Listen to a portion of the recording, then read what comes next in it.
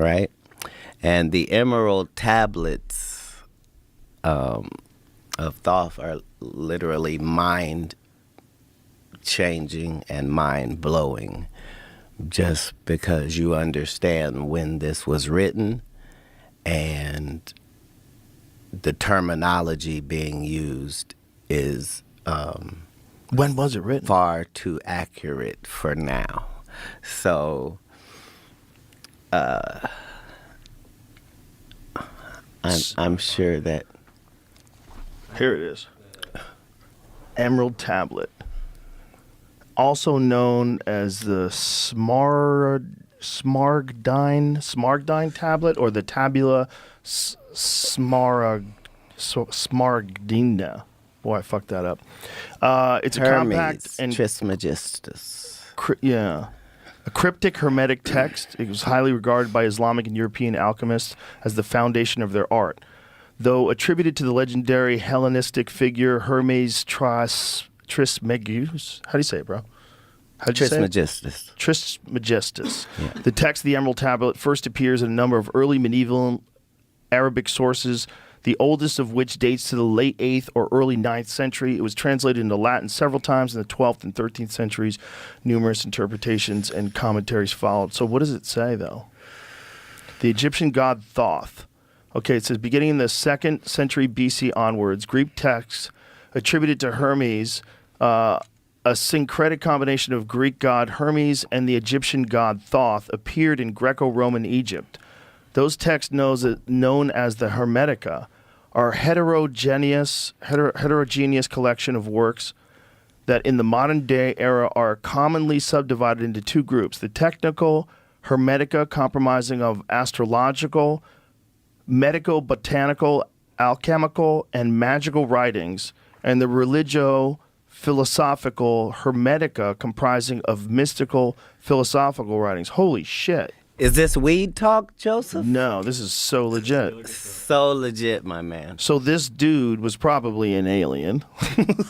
Dude, first of all, there are no probablys. Yeah. That's the benefit once you hear it or read it, is the fact that it's given in first person, and that's not possible.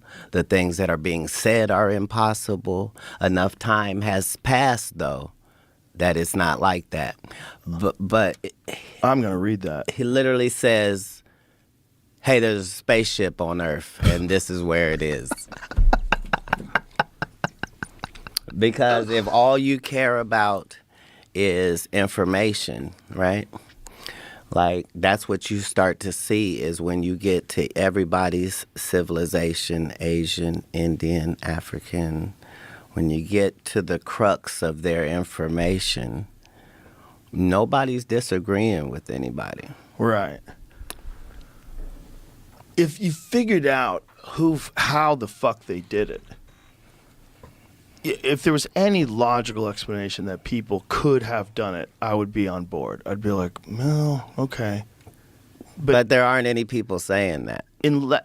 Human beings it's possible if you had enough power and you had enough engineering and mathematics that you could figure out how to design and construct the pyramid. Yes. But then the logistical problem of getting the stones from hundreds of miles away, massive, several ton, up to 80-ton stones. Joe. That's crazy.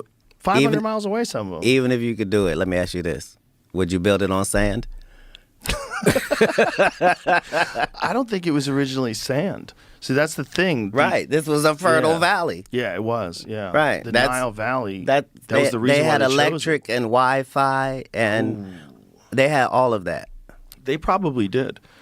And that's probably where the Younger Dryas impact theory comes in. The greatest trick is to make us believe that people back then were dumber and we're smarter. Right. And that whole thing is a fallacy. Yeah, that's definitely not real. But it's worth it for us to believe that. I think we are the children of the survivors of some great catastrophe. And I think that's why every single not everybody biblical scholar. What? Not everybody. Some people. What do you mean? Are that. Some people are the survivors? Right. Well, I mean, most human beings probably got wiped out in comet storms. And I think we probably got, there's been points in history that they know of where human beings got down to like 7,000 people. Who's counting them? I think they use genetics and they backtrace and they try to find individuals that were capable of having X amount of children. I wonder how they do the calculations. It's a good question. The things in I'm Hollywood just guessing, and in writing that have attracted our attention worldwide were all based on some truth. So all the stories of hobbits have been successful in all of their genres. Why? Because they existed. Like we now know that there were whole pygmy groups, and that, you know, we understand that that's what the seven dwarves was. Yeah. Like that island of Flores, man, that they found.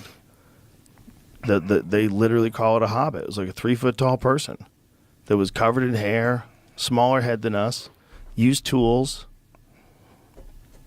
As a preteen, I knew that Atlantis really existed, just because of how it was spoken of offhandedly. Mm-hmm. Just that it was known in to early exist. writings. Yeah.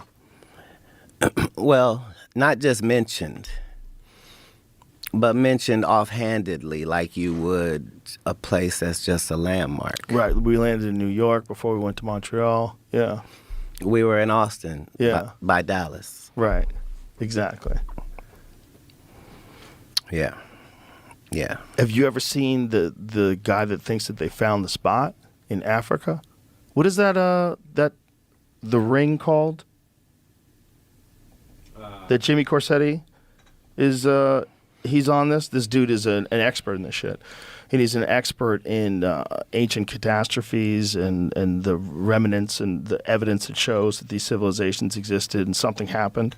And he's focused on this one area in Africa that he believes is Atlantis.